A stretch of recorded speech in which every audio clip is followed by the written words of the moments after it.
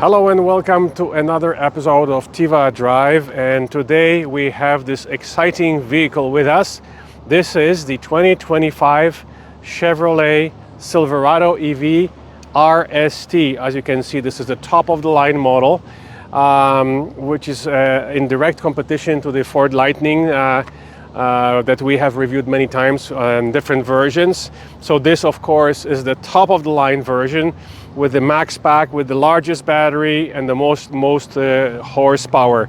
Generally speaking, the Silverado EV truck is priced very similarly to the Ford, starting at 67,000, going all the way up to 117,000 Canadian dollars for this RST version. And this RST version has the largest battery pack, which is about 205 usable.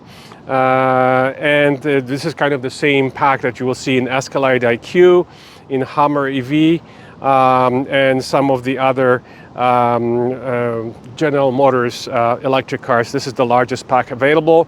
You may have heard that the battery pack weighs as much as a Honda Civic, apparently. So the nice thing about the Chevrolet Silverado EV is that it looks different from the gas version. You can right away tell that this is an electric version, where with the Ford F-150 Lightning, it looks very similar to the gas version.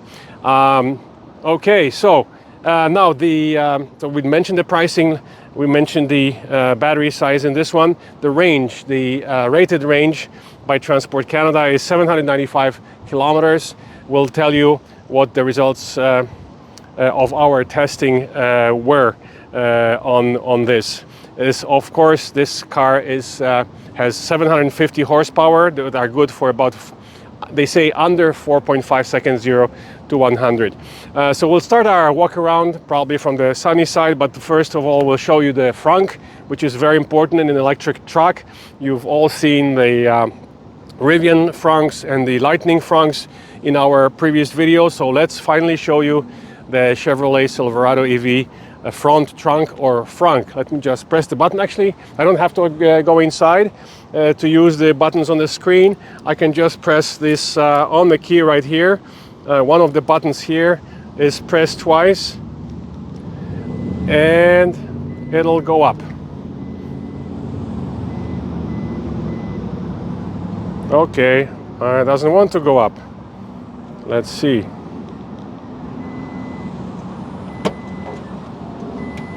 It worked the second time around. Okay, perfect. So here is the Frunk. Right now you have an emergency tire kit. You also have a charging cables here that we did not have to use because we have a charger at home. We did have a fast charging session, so we'll tell you all about it shortly. Now, the kind of a strange thing is that there is no button here to close the hood, so you can use the button inside the car. You can use the same button here again, or you just press slightly on, pull slightly on the hood, and it'll close itself. Okay, so let's show you the inside of the car, the interior of the car. The way you can tell, of course, the front is different with the unibrow. It's very distinct front of the electric version of the Silverado V. Another way to tell is the Silverado with a blue E here in the middle. The car is equipped with 24-inch tires because, again, this is the top of the line version. For 67,000 you would not get it. What you do get in RST for 117,000 though, besides the nice rims, is you get air suspension and you get four-wheel steering. So we'll show you the four-wheel steering, which is very helpful in a large truck like this, and being priced the same as the Ford F-150 Platinum, this is one of the big advantages, two big advantages: air suspension, so for off-roading you can hike up the suspension, and the four-wheel steering. So again, big advantage over the F-150 Lightning in this category. Okay, so let's jump in. The step here is very useful. There is no handle for the, there is a handle for the passenger, but there is no handle for the driver, strangely enough. So you just kind of wing it. Here we go. Lots of space. The moment you open the car, it shows you the state of charge of the battery and the kilometers left. So we're now showing 73% and a range of 588 kilometers. The screen turns on. There is no on button. All you have to do is press the brake pedal and the car comes alive. To turn off the car though, normally when you open the door, the car will turn itself off. Somebody had a very close setting on this car, and I had to change to my memory. There is the seat memory is here. You have the Bose system, of course, it comes in the upgraded car. We're gonna turn off the car. So to turn off the car, it's kind of annoying. You have the 4 buttons here. There's an off button here. Do you want to turn off the car? Vehicle off. There you go. And the beeping stopped. Okay, so that's about it. Let's show you. Now, the only problem is that with the easy access, the seat goes all the way back. You can probably turn off the easy access. So right now, the rear seat space would not be a fair comparison because the easy access that pulls the front seat all the way back. But we'll show you the back space anyways. Even with the seat all the way back for easy access, there is tons of space. And of course, in my driving position, the seat goes way forward as well for my comfortable position. So tons of space, as is the case with the F-150 Lightning. And so the other difference with the Lightning in the top version has an opening sunroof. Here it's a fixed glass sunroof, and there is no sunshade, so it tends to get really hot. There is a handle here to help passengers get inside the car. And another important feature, of course, we'll show you in a moment how to use the Midgate access to the loading bed in the back. So let's go to the back. On the way to the back, we'll show you the charge port. So here the Chevy still has J1772 and a CCS port. As of next year, most Chevy or Chevrolet or GM products will offer NACS Tesla charge port. The first car to actually have a Tesla charge port from the GM products is the Cadillac Optiq. And for 26, it's coming already with a Tesla NACS port. Okay, so here the interesting thing about the gate, again difference from the F-150 Lightning. You have 2 ways to open it. If you don't have space to have the full gate fold, what you do is you open the small gate. There you go. And when you have some articles that are longer than the bed, you can also do this and then prevent the articles from basically leaving or going back. So it's a nice blockade.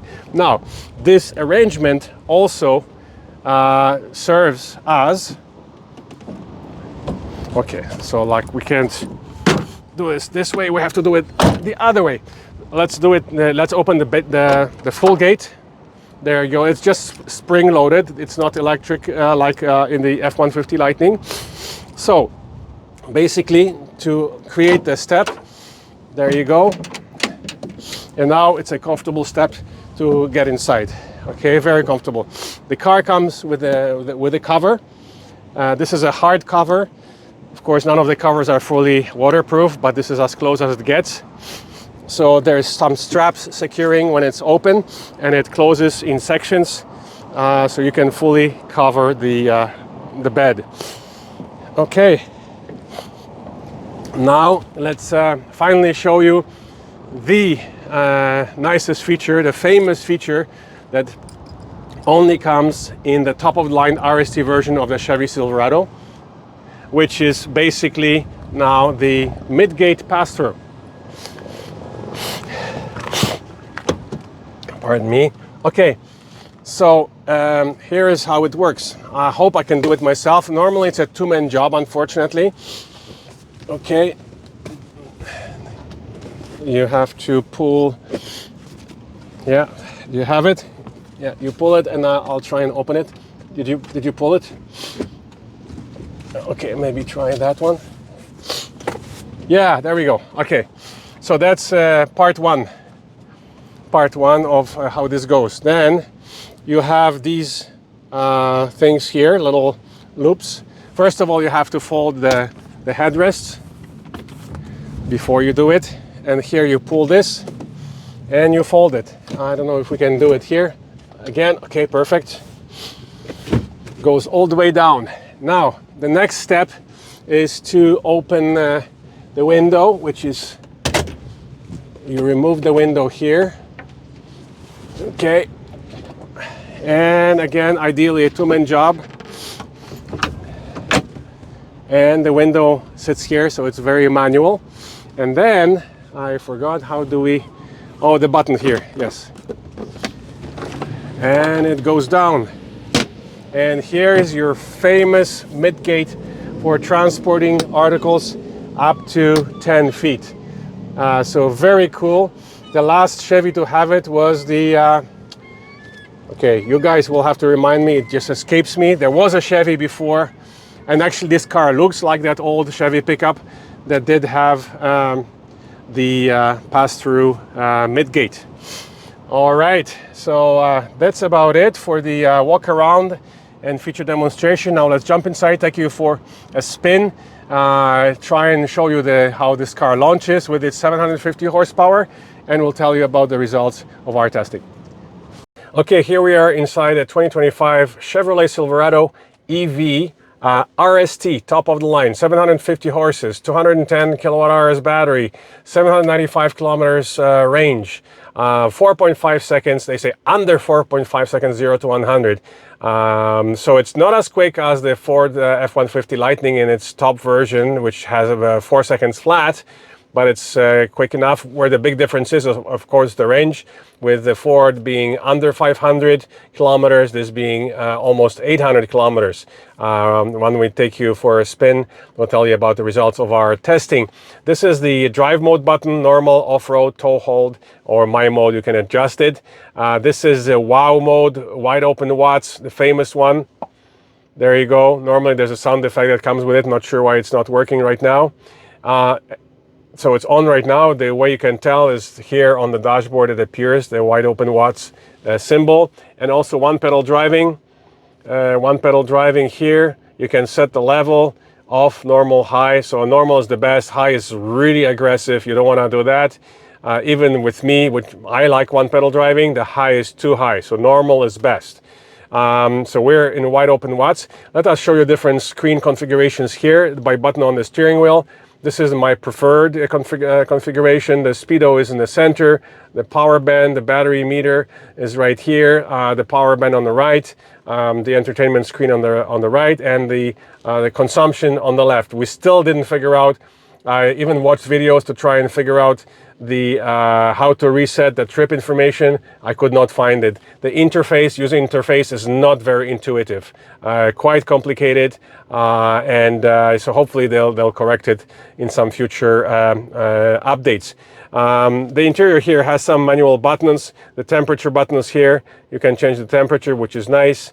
Other than that, all the rest of the climate is on the main screen. Seat cooling, seat heating, etc. Fan speed. The auto here, you can also change the speed here right now. Okay, so there's some physical buttons. Wireless chargers here. You have two USB-C plugs right there. Two cup holders, lots of storage. There's a smaller storage and a bigger storage here with another USB-C underneath. So that's about it. Let us show you the launch mode from the inside. We shot it from the outside. Now let's show you what it feels like from the inside, and we'll take you for a quick spin, and we'll try and go on a little section of the highway to demonstrate the Super Cruise by GM, hands-free option. It's geo-fenced to only certain highways, not necessarily divided 400 series highways. We also used it on Highway 12, so on some of the side roads you can actually also use this hands-free system, which is kind of nice. Okay, so we are in wide open watts with the one pedal driving in normal, and so let's try and launch it here on this empty parking lot. Okay, here we go. So you have the sound effects that accompany, of course, the wide open watts launch mode. When you put it back, when you turn off, There you go. The sound effects go away. Let's talk about our testing results. So we were driving. What is worth noting is the charging speeds, because this is an 800 volt system capable of up to 350 kilowatts. The problem is we have very few 350 kilowatt chargers that are compatible with 800 volt systems. We were only able to use it on a slower 120 kilowatt charger, and at the higher state of charge we started charging at around 70% to 90%, and we went up to the maximum charge rate that the unit was offering of 120 kilowatts pretty much right away. So this is the nice thing, is that even at the higher state of charge you can maintain this 120 kilowatt speed. So the 350 kilowatt, number one, you have to find a 800 volt compatible charger which is that can offer 350 kilowatts. Very few and far between here in Ontario, and then it only will have that speed at a very low state of charge. Still, with a 210 kilowatt hour sized battery, you need fast charging. So bravo to Chevrolet and GM for offering those high speeds with such a huge battery. The battery itself, as we mentioned, weighs quite a lot, apparently as much as the Honda Civic, it was reported. This affects the performance. You need to be competitive with the F-150 Lightning, which has 4 seconds acceleration with only 580 horsepower. Only 580 horsepower. They had to put 750 horsepower in this Chevrolet because of the extra weight of the battery, much larger battery. So the Ford is 130, this is over 200. It's a huge battery, but because of it, the rated range is 795. Our experience, as you can tell here from the trip information, and again, the unfortunate thing is that the GM products show the consumption in kilometers per kilowatt hour. We're actually able to improve the original. When we started the test, it was down to 3 kilometers. Now we improved it to 3.2 kilometers. So basically that translates into around 33, between 30 and 33 kilowatt hours per 100 kilometers consumption, which is understandable in such a heavy truck with a huge heavy battery and with this much horsepower. So we're gonna try and take it on the highway. We did very quick segment on the Don Valley before. Let's see if we can reproduce that Super Cruise for you. And you activate it, 2 things to activate it here on the steering wheel. First of all, you have to, let's just first merge on the highway, and then we'll try and activate it. First you have to activate regular adaptive cruise, which is right here. Then you press the button there. This is the gap adjust. Let's see here, try again. See, it's always on pretty much. There we go. So it's on right now. Let's just increase it to the posted speed. There we go. Okay, and so it is on right now. Let's turn on the cruise. I believe it's on right now. The green light here indicates it's a Super Cruise it on, so we can be completely hands-free. It's the green, the steering wheel green here, and the green light here. During the day, right now the lights came on, so the green color is very subdued. Normally during the day, this green color on the steering wheel is very bright. So we are now in Super Cruise. This Super Cruise offers, you can select manual lane change, but no, it is automatic but manually activated. I am kind of scared to on the curve to be completely hands-free, so I'm gonna have my hands on the wheel just in case. So 2 modes, 2 ways to do the automatic lane change. One is by manual activating by the indicator, so when you touch the indicator, or you can have it completely automatic, meaning that when it encounters a slower car in front, it'll automatically change the lane to the faster lane. As you remember, in the case of a BMW hands-free system, it uses your eye movement to tell if you want to change the lane or not. So you have to confirm by looking at the mirror. Here, basically, it's completely automatic, or you can choose the manual mode to change the lanes manually activated by the turn signal, touch of the turn signal. So there we go. So the car, so based on the consumption of 3.2, between 3 and 3.2 kilometers per kilowatt hours, and over 200 kilowatt hour battery, you can easily do close to 700 on the highway. So the 800 kilometer range would probably be side roads or in the city, most likely without using climate, but 600 or close to 700, so high 600s highway range, it's phenomenal. So you can do a non-stop from here, from Toronto to Montreal, no problem. Let's change the lane. Auto lane change.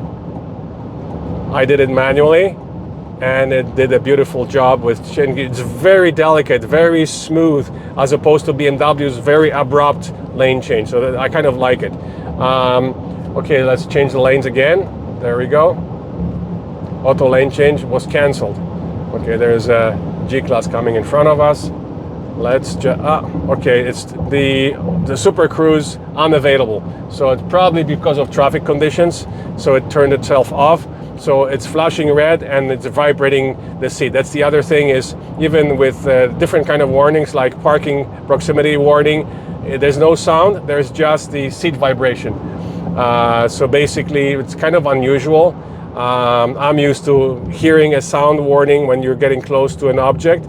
It would be nice to have vibration and the sound, or either or. So it appears that with GM and Chevrolet, you have only the option to basically have the vibration as a warning. Yeah, so again, 700 highway, or close to 700 highway range, rated 795 or almost 800 kilometers in ideal conditions, perhaps on slower roads or in the city. That's a very long range car with a huge battery. So this is where it beats the Ford F-150 Lightning. Not as quick, only half a second slower from 0 to 100. But instead of the 500, just under 500 kilometer range on the Lightning, you have the almost 800 rated range, and let's say based on our testing, almost 700 highway range, and that's with climate, because the temperatures this week were like 30 up to 35 degrees centigrade, with humidity it was like 45, and so very warm, so we had to use the climate air conditioning, and this is a pretty good score again in summer driving. We would love to retest this car in the middle of the winter to see how it fares in the winter, but beautiful score, beautiful truck. I think we still prefer the Lightning personally, because we prefer the opening sunroof with the sunshade. 1 minute left. That's about it. If you have any questions regarding this test, don't hesitate to comment. And as usual, don't forget to press the subscribe button on our channel to be informed when the next video is coming up. And thank you to our sponsor, Condos and Castles Realty. You can find them at www.condosandcastles.com. Thank you for watching.